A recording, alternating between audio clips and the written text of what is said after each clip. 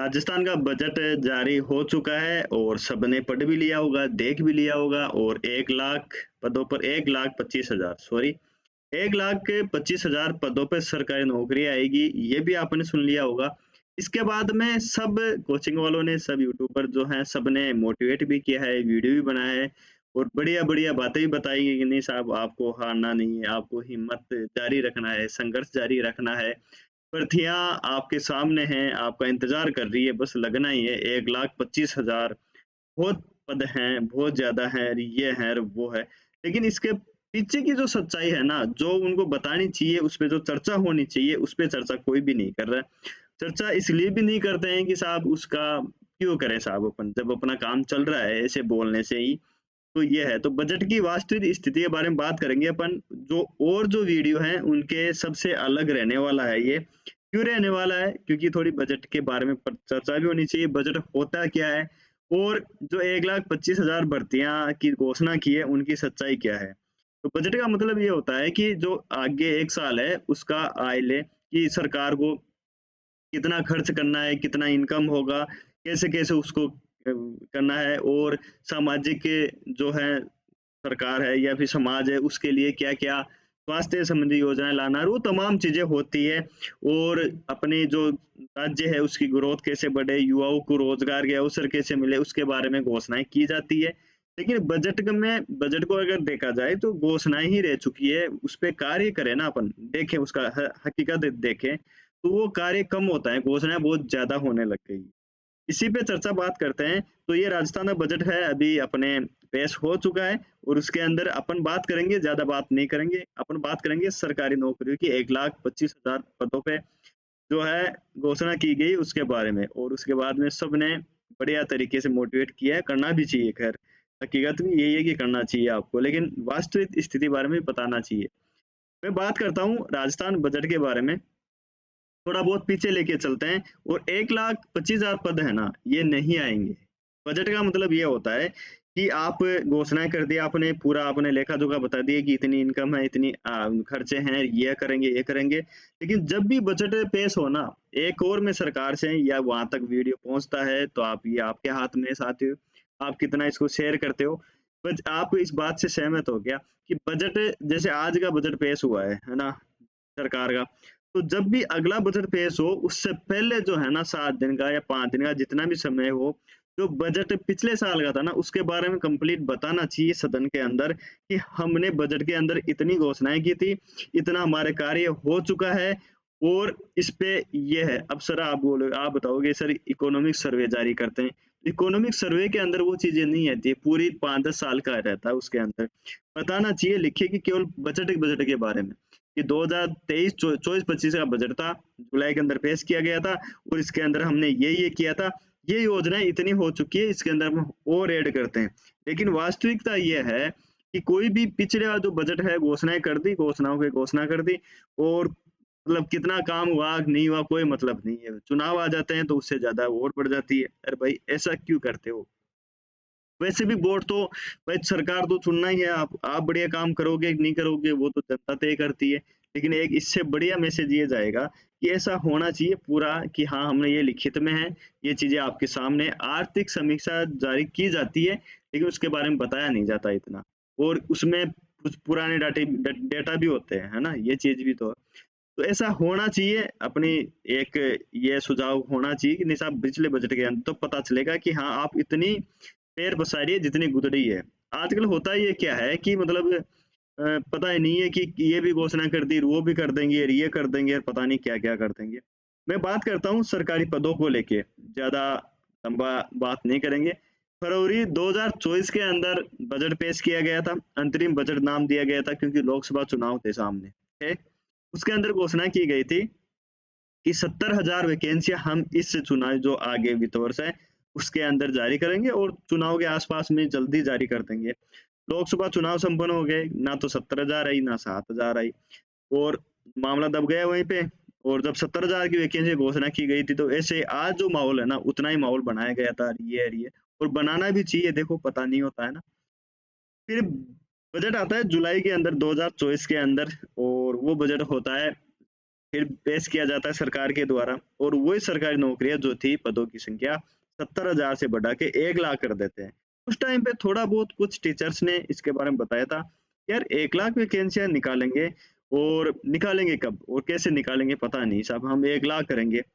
अब जुलाई से लेके और आज समय हो चुका है फरवरी 2019, फरवरी चल रही है, फरवरी 19 चल रही है और 2025 चल रही है ना, ये समय आ गया। अब 1 लाख से बढ़ाकर 1,25,000 कर दी गई है इन पदों को, है ना, सरकारी को। और हकीकत में दी कितनी है अभी तक नियुक्तियां, ये आप सबके सामने है। उनके डेटा अलग है, क्योंकि मुख्यमंत्री जी ले लो या शिक्षा मंत्री जी ले लो या सरकारी जो उनके सरकार के तमाम जो नेता हैं, उनके सबके डेटा अलग अलग है। कोई 1 लाख बताता है, कोई 90,000, कोई 60,000, कोई 52,000, कोई 43,000।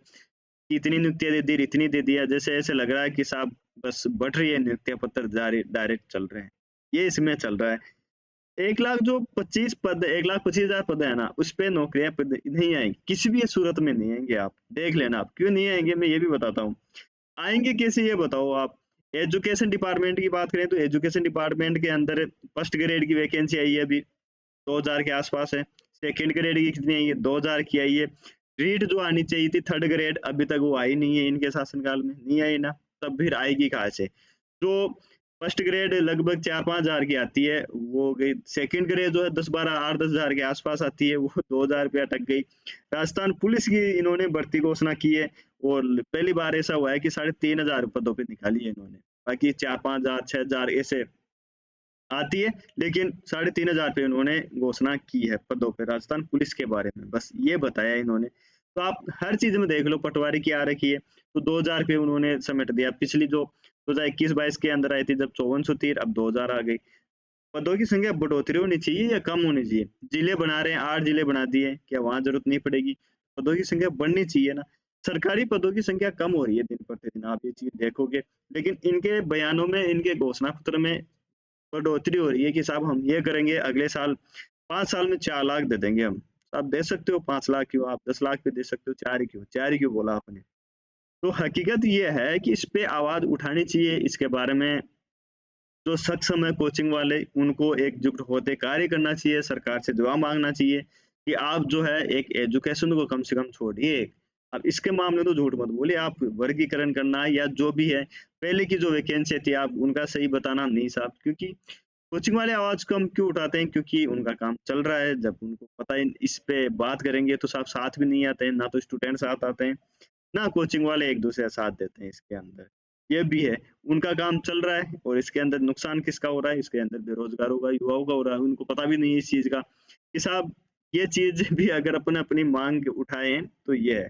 तो जैसे बजट पेश हुआ, बजट के अंदर ये घोषणा की गई, तो सब कोचिंग वालों ने, सबने अपने ग्रुपों में बढ़िया किया है। जो बेरोजगार नेता हैं, छात्र नेता हैं, उन्होंने भी सरकार को स्वागत किया है, और उन्होंने नई मांग रख दी है, साहब वर्गीकरण जारी करो। अब वो वर्गीकरण के लिए मांग कर रहे हैं साहब। वर्गीकरण पिछली एक जो जुलाई के अंदर बजट आया था, उसका वर्गीकरण अभी तक नहीं दिया इन्होंने। इसका थोड़ी दे देंगे, नहीं देंगे, किसी भी हालत में नहीं देंगे।